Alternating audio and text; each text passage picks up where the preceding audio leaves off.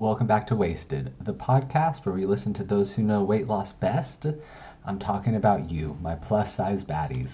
Hi, I'm Corey, your host. I've lost over 450 pounds and in the past 5 years completely transformed my life.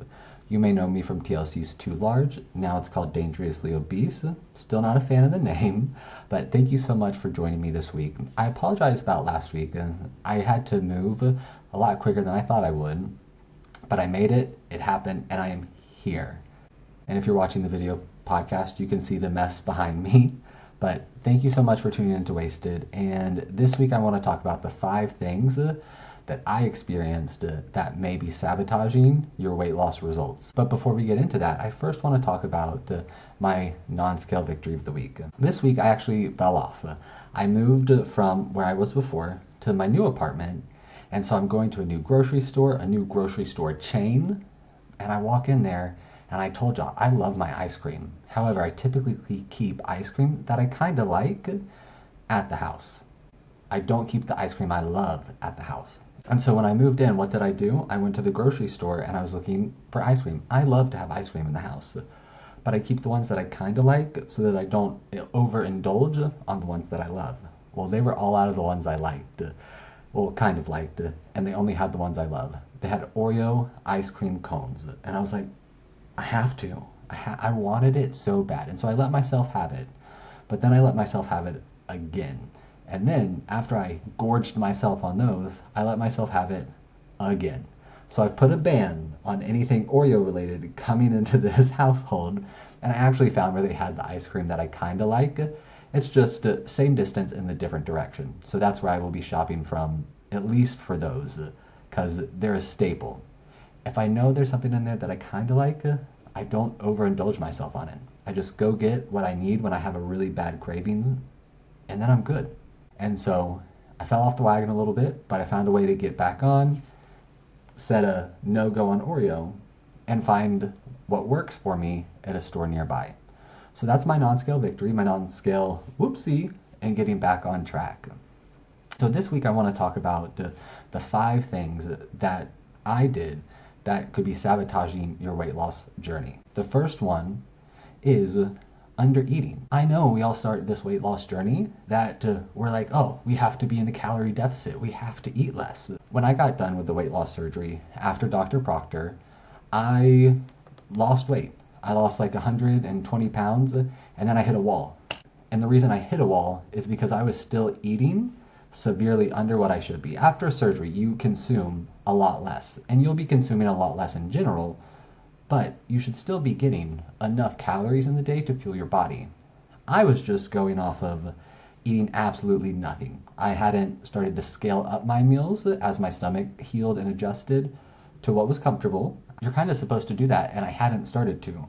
And so I'm still eating at a almost liquid diet, insane calorie deficit, wondering why I'm not losing weight.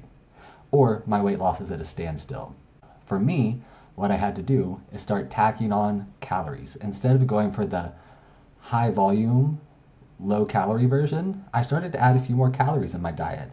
And would you guess what? My weight loss picked back up again because I was eating too little. I didn't know that that was a problem you could have in weight loss, that you could just eat too little of something. No, you need to be able to eat more to nourish your body so that it's not falling into that kind of low power mode that we had talked about, where your body's changing how it's using energy. And so while you may be eating in a calorie deficit, that's no longer the case because your body's now using energy differently. So the first one of these things is under eating. Oh my goodness. I'm telling you, it was such a mind-boggling because I was sitting there and I was talking to the nutritionist and she was like, you need to eat more. And I was like, shut your whore mouth. I'm at a plateau. What do you mean? She's like, no, you need to be eating more. I listened to her and guess what? She was right. It worked out. And I started to lose weight again. So that's number 1. Eat more. Make sure you're not under eating. Number 2, because of course me, I slingshotted from one end of the spectrum to the other, is make sure that you don't have any hidden calories. That's what I call them, little hidden calorie ninjas that you don't necessarily know because you're not tracking regularly, or maybe you thought this was the low calorie version and it wasn't. For me, I switched to I switched from the fat-free mozzarella sticks to the normal sticks. Well, in my mind, they were still roughly the same amount of calories. I got the brand where it was like 100, 150 calories per stick. Normally it was 50. I was just trying to add a few calories back. No, I was absolutely sabotaging my weight loss because I wasn't keeping track of that. Another thing that did it as well is oils. I know a lot of time when we're cooking, we put oil in, and you need about 2 tablespoons of healthy oils a day. So I would be cooking and I would just be pouring, and I'd be like, yep, that looks like 2 tablespoons. And then you go through and you do a safety test and you measure it, and guess what? It is not. It is anything but 2 tablespoons. If anything, I'm basically deep frying it at that point because I was putting like 4 or 5 tablespoons. Oh, maybe not that much. That is a lot of oil, but you get the point. Yes, you need to be eating within a calorie deficit that's not going to cause your body to shut down. But as you start to add in calories, or you just get comfortable, a little relaxed in the way you're tracking your calories, these little hidden calorie ninjas can sneak in, and then next thing you know, man, why isn't that scale moving? And we all know that I hate the fucking scale, but I do like to check in with it from time to time to make sure that that girl is still keeping up with the changes that I'm making in my life. So, number 2 is definitely keep an eye out for your little hidden calorie saboteurs that are going to be out there ruining your diet, things that you aren't tracking. So the way you can fix this is actually, like I said, you choose if you want to track calories with a point system or mathematical calculations where you're keeping track of like the exact calories. You choose which one you want to do. I prefer the point-based system, and what that does is it lets me know, hey, 1 tablespoon of this is 1 point, which is about 45 calories. And so I can use that to track my calories, and I can know if I go back and I do a little safety time where I track everything to make sure that I'm not missing anything or that I'm not undercounting anything.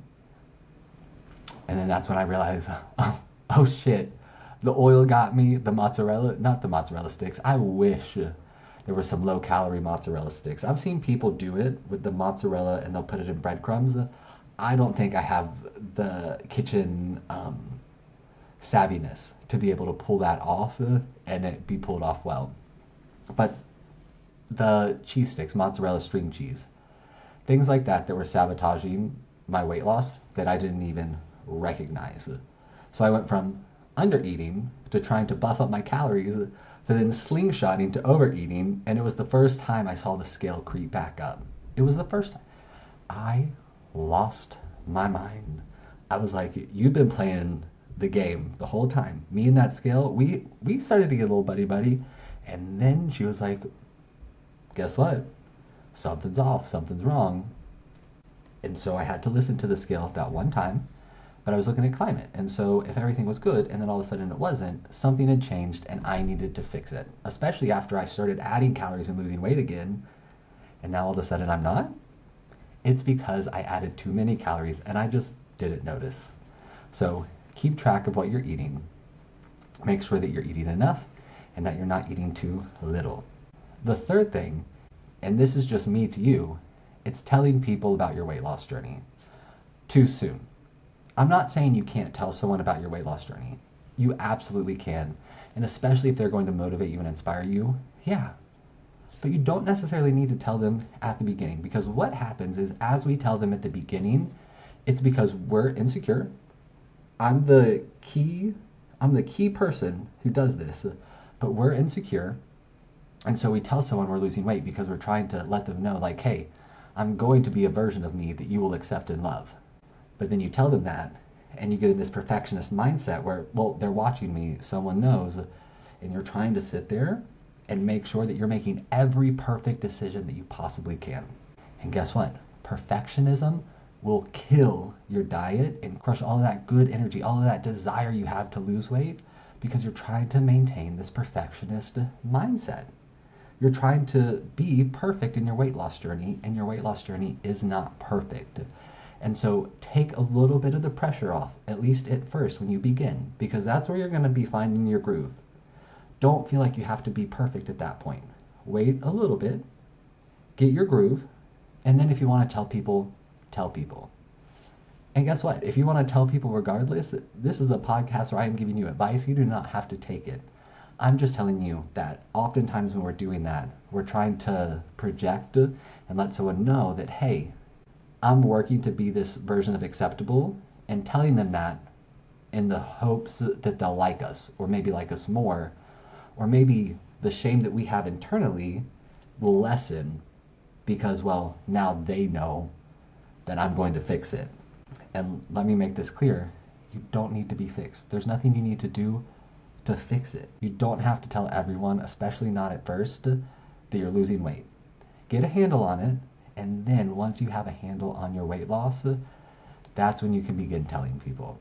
It's your choice when you do, but that's my advice as someone who is gung-ho to tell every single person, because I needed them to know that I didn't think that I was acceptable at my weight, and I needed them to know that I was on the journey to getting acceptable. I just needed them to know I was on the journey so that maybe they would accept me more, or my anxiety about wondering if they liked me because of my weight would be lessened. And you know what that taught me? It's all bullshit. It's a big pile of hot dookie bullshit that I bought into, and we all buy into. You don't need to tell everyone right away. And you especially don't need to tell people who aren't going to support your weight loss journey. If there's someone in your life who has consistently not showed up for you, who has consistently put down your efforts to lose weight, who has sabotaged it in direct or indirect ways, they don't need to know a damn thing. Not one fucking thing. Especially family members. How many times do you begin a diet and someone in your family goes, are you supposed to be eating that? Should you be eating that? Yeah, bitch. Yeah, I fucking should.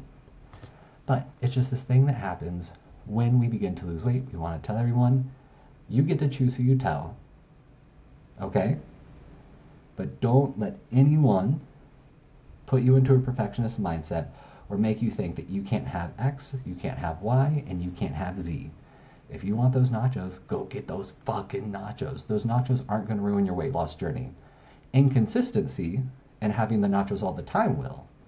But going and getting nachos in the evening, especially if it's a one-off here and there, even if it's 5 days in a row and then you never touch them again, guess what? It's not going to ruin your weight loss journey because it is a marathon. It is not a sprint. So that's number 3. You do not have to tell everyone about your fucking weight loss journey. And so number 4 on the list of things that I did that sabotage my weight loss journey, number 4 is that I weighed myself too often. I would weigh myself in the morning, I would weigh myself in the afternoon, I would weigh myself in the evening. When I finally got a scale that I could weigh myself on, of course I was like, I need to weigh in all the time and make sure I'm keeping track of this. Before that, I had to lose weight without a scale, so I was just navigating it based on what I was told to do and focusing on the good habits, letting the weight loss come. And eventually I got down to a size where I could get a normal scale, not a $100 scale. And that's when I started checking my weight all the fucking time. And as I was checking it, I would be hypercritical. Because guess what? On Monday, you could be 200 pounds. On Tuesday, you could be 196 pounds. On Wednesday, you could be 204 pounds. It just depends on how much weight your body's retaining, what you ate the day before, how much movement you were getting in. There's a lot that goes into it. And so you want to be weighing regularly at the same time every week. Don't get me wrong. There's days that I walk into that bathroom and I'll step on that scale just to see. Just to, maybe the scale and me are friends again. Nope, don't trust that bitch. You are on supervised visitation. That's your step parent, or that's your dad. And guess what? You get supervised visitation with them once a week for about 5 minutes while you weigh in. It shouldn't even take that long. That's all you get. No more supervised visitation with him. No more unchecked visitation. When you go weigh in, you weigh in once, at the same time, bing, bang, boom.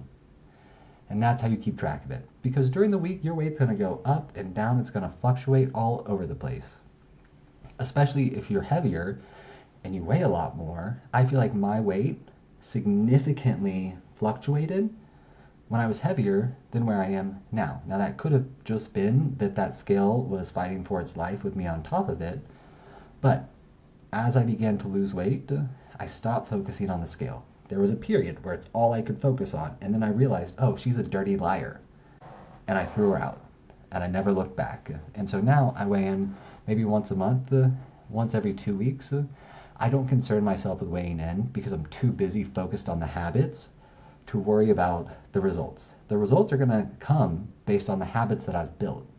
But if I haven't built the habits and I'm too focused on the result, I'm not going to lose weight. It's not going to happen. Nope. Under no circumstances will it happen. So, number 4 is don't weigh yourself in every day. Weigh yourself in once a week at the same time.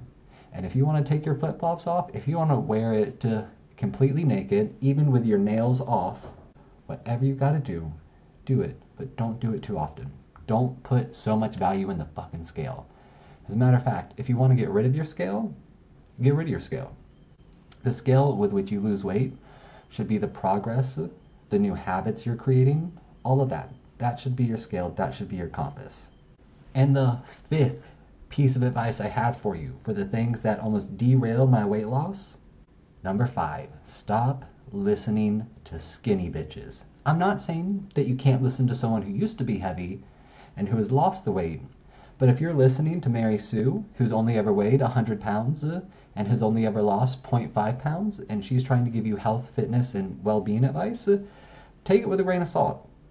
Take it with a grain of salt. The one thing I love about the idea of this podcast is that the best weight loss advice I have ever gotten, the things that have served me most, came from a plus-size person or a formerly plus-size person. And who are the 2 people that we always count out when it comes to advice on weight loss? The plus size and the formerly plus size. Less so the former, because we're like, oh, we see the results. But people also love to undermine your success. And that's why with number 3, you don't need to tell everyone about your weight loss journey. And I mean, here's the thing. If you're plus size or formerly plus size, people look at you as though you don't know what you're talking about.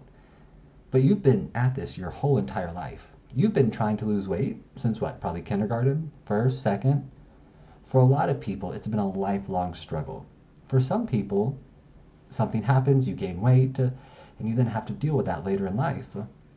But either way, we're all out here trying to learn, trying to be experts, trying to find what will work that hasn't before. And that type of critical thinking, that type of problem solving makes you an expert in weight loss because you know, you've tried it all. You know all the shit that doesn't work and you know all the shit that does work. And so stop listening to skinny people who've never had to lose weight a day in their life try to tell you how they think you should lose weight. I mean, you can hear them out if you want to, but take it with a grain of salt.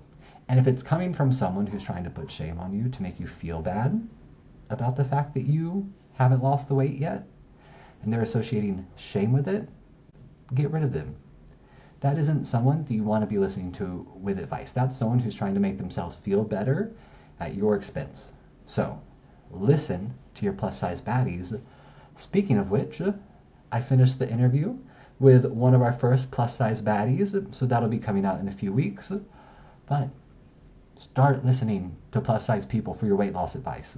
If there's one secret hidden trick that changed my weight loss journey, it was all of the bariatric support groups. It was all the Weight Watchers support groups. It was any time I was with someone who was plus size, who was in the same boat as me, the same struggle.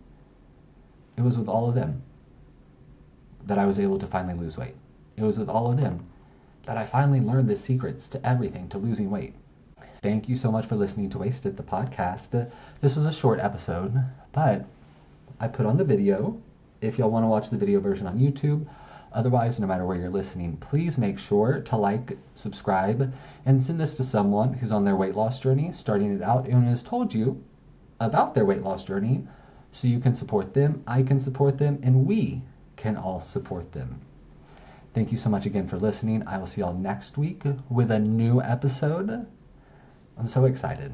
I'm really loving and getting into the groove of this podcast, and it's not taking 45 years for one episode. So I'm really liking it. I'm really enjoying it. Thank you so much for listening to Wasted, and I will see y'all next time.